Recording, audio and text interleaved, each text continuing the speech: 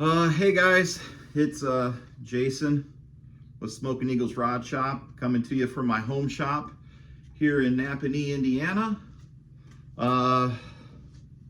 We've gotten a lot done on the ELCO, and I'd like to keep that momentum going.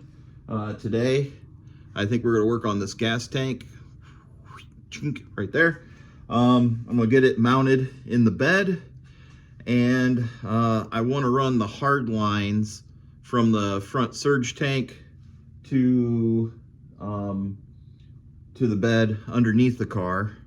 I'm still going to have to make lines inside the bed, but the two things I'd like to get accomplished today is the fuel cell mounted back there and some hard lines ran underneath the car. I think that's doable. I've actually done this before. I did this in Susbug. and it's kind of a funny story because I didn't know what size fuel lines I should be running, so I just thought bigger was better. So Sus actually has like 1/2 inch hard lines from the tank, and all the AN lines on the fuel rail and whatnot are 8 AN as well. So it's like it's all monster sized. Hey, when you don't know, you don't know. So this one's actually going to get -6 and or 3/8 hardline. So we're going to try that. I also have a flare tool that I bought for flaring a 37 degree. The other ones I used was kind of like a compression fitting onto the aluminum line. I didn't like the way those felt. Like when you're doing it and you're tightening it up, you're just like, man, this is sketchy.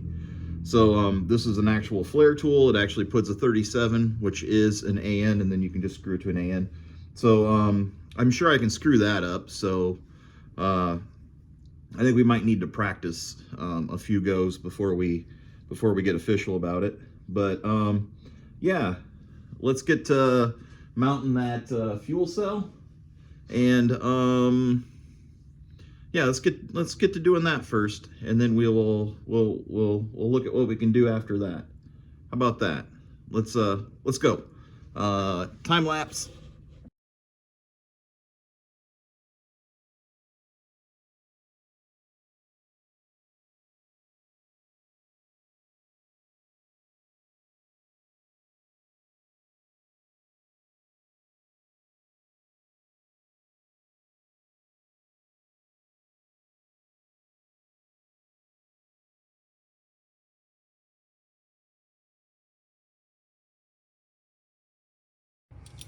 Okay guys, I think that's a pretty good location for it.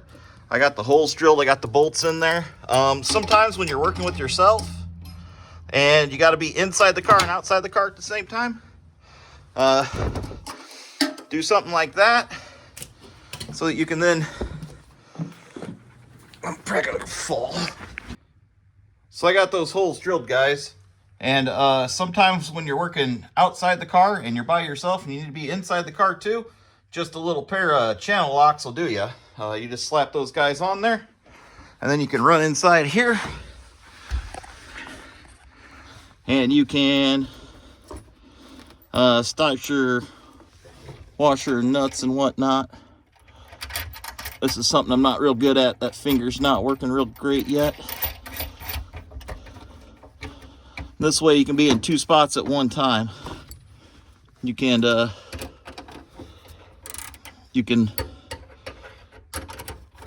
hold that nut and get it tight from this side. Oh yeah, that's how you do it when you're working by yourself, guys. Now that guy's tight. What do you think? Does that look good right there? I chose a little offset to the driver's side and turning the battery that way because I plan on adding some kind of additional cooling at some point to this side. So let me finish that last bolt up, and then we can get to looking at our hard line situation. Okay guys, so here's our hard line situation. We got some hard line from Summit. We got some Summit little floating cones, and we got some caps, and we got this Summit tool for making 37-degree flares. I'm not real sure how to use it yet, but let's go on an adventure and figure it out. I was going to just start running line, but I thought, you know what, I better see if I can even make a flare first. So I got a little cutter. Let's cut some off of this, and let's see what we can do. Yeah, see, this stuff's real soft, guys. It's pretty simple to just get it straight. If you need to make a sharp, nice bend, a simple little tool like that will do you just fine. So it says to cut it off. I'm just going to take about 2 inches or so here. Use a little cut-off tool.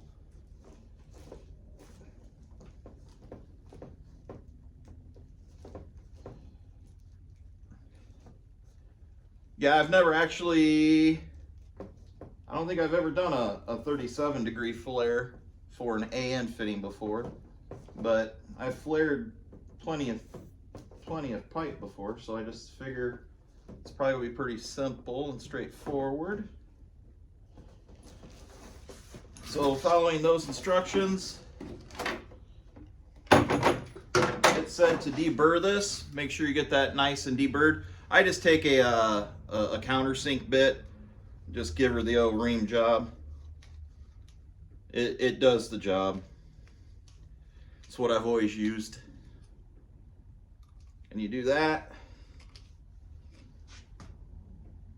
Get a nice chamfer on that inside edge. It says to pick the correct hole, which is 3/8. It says to run it up here to where it's flush.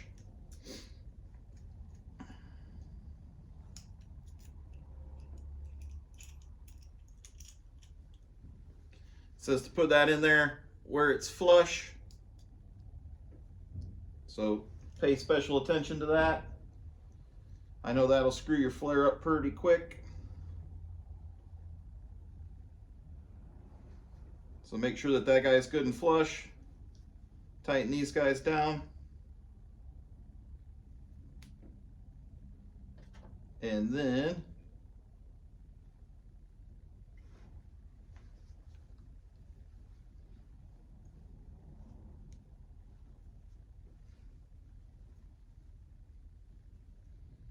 tighten those down all the way. Guy's good and flush. Not sure how I'm supposed to get that on there. Oh, there it goes.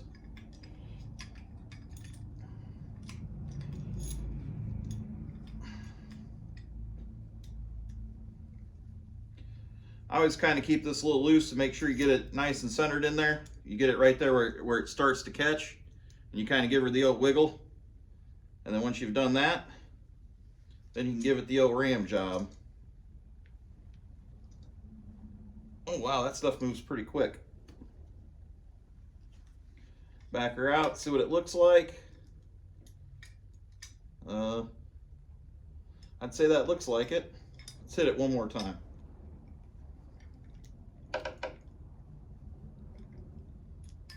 Let's give it one more go. Do it once.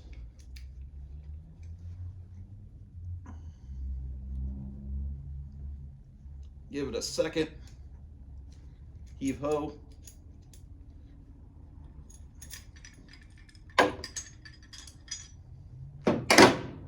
Yeah.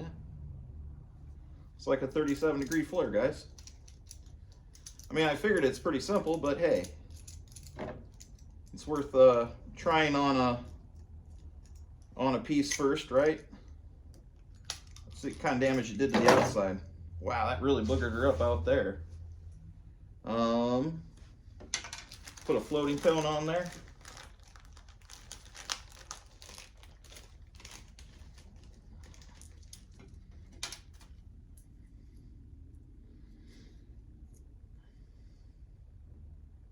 Okay, that guy's gonna float. Let's grab one of these nuts.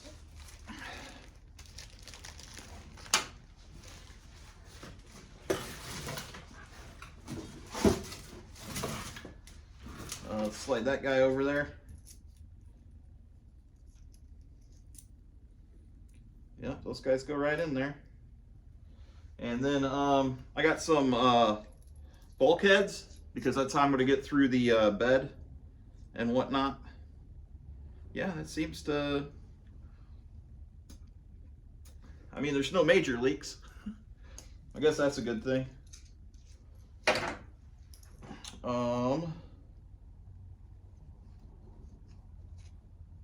Yeah, that's what I was wondering. This guy's a 37 degree as well, so you can kind of just hit it with that and clean it up quick,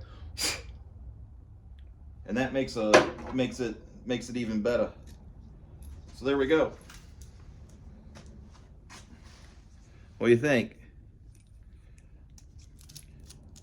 Grade my flare job, guys. Leave it in the comments below. How well did I do?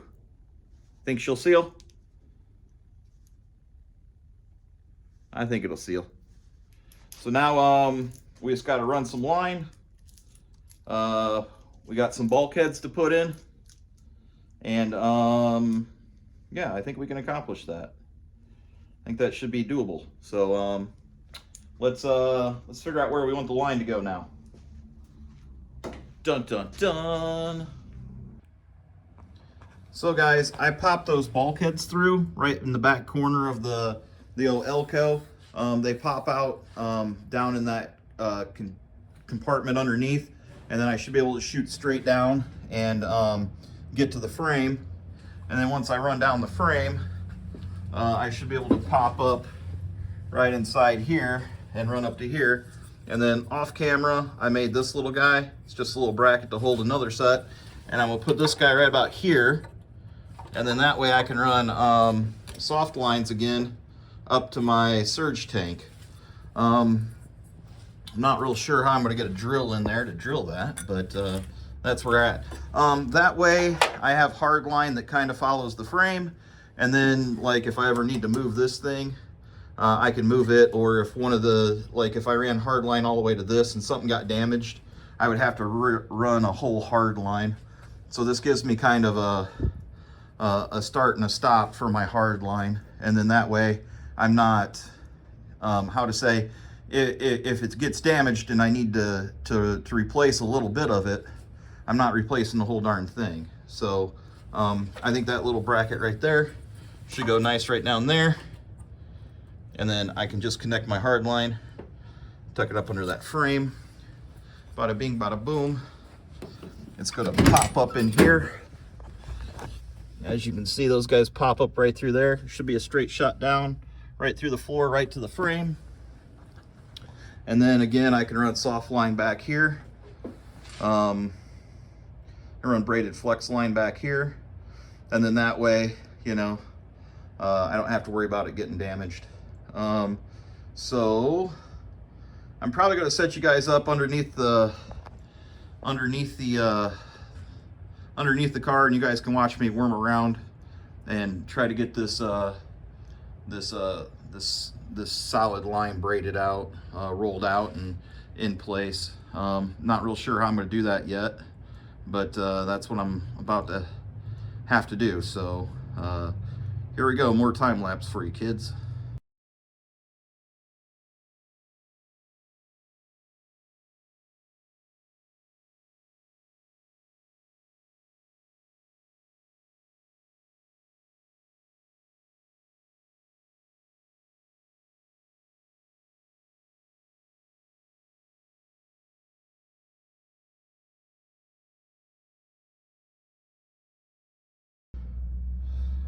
Okay guys, I got those on there. Wasn't a really good angle to film from. So those are there now. So now I just need to start running line. I'm gonna get you under the car again, but now we're on to running line. I think that came out pretty slick.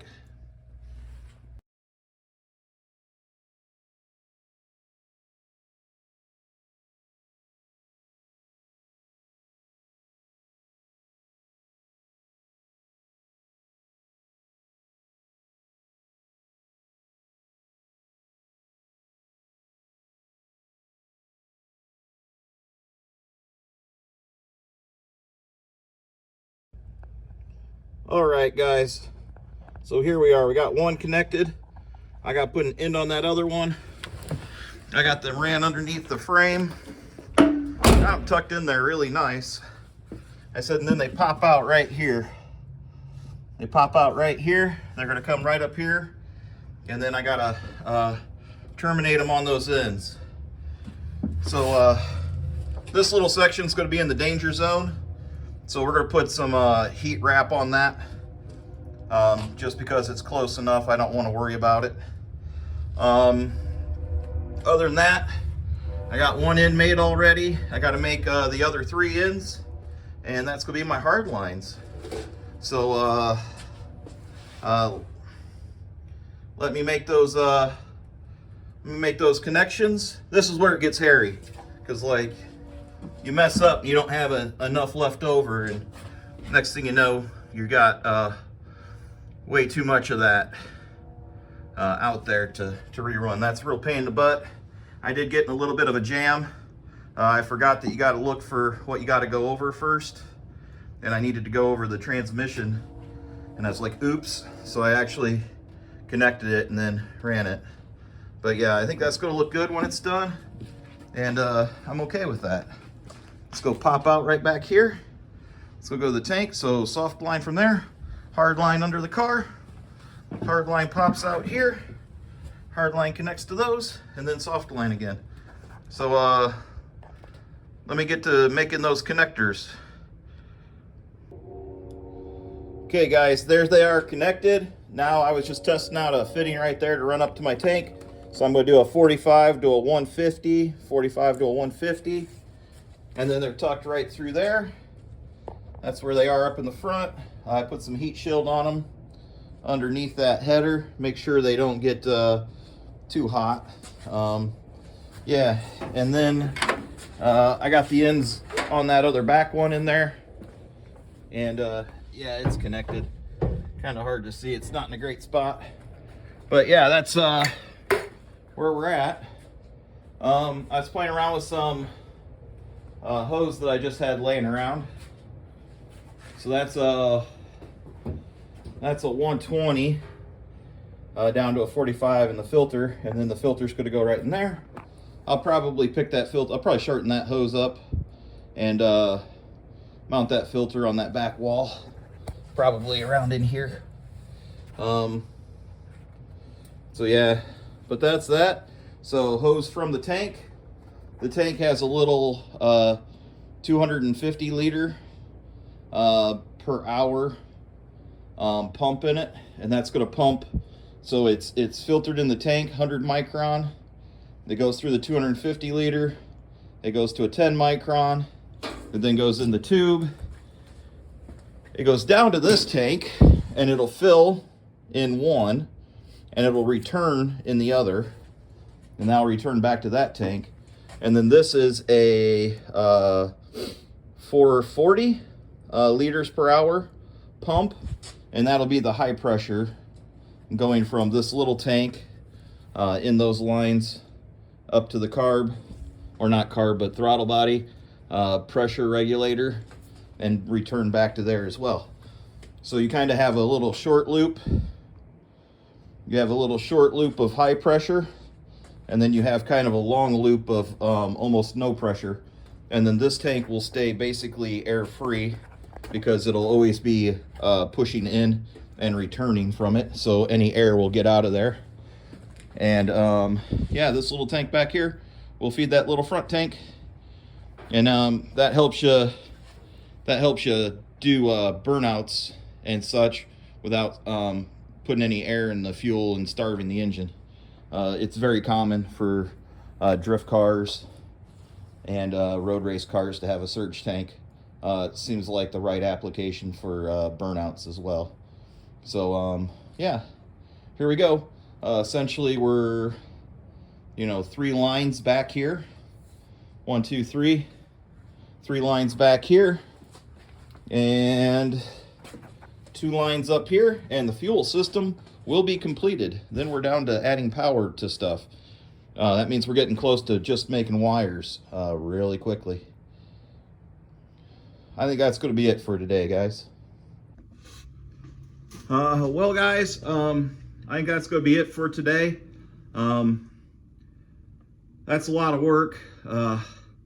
It seems pretty simple and straightforward, but you know, it gets kind of stressful sometimes. You find yourself in a jam.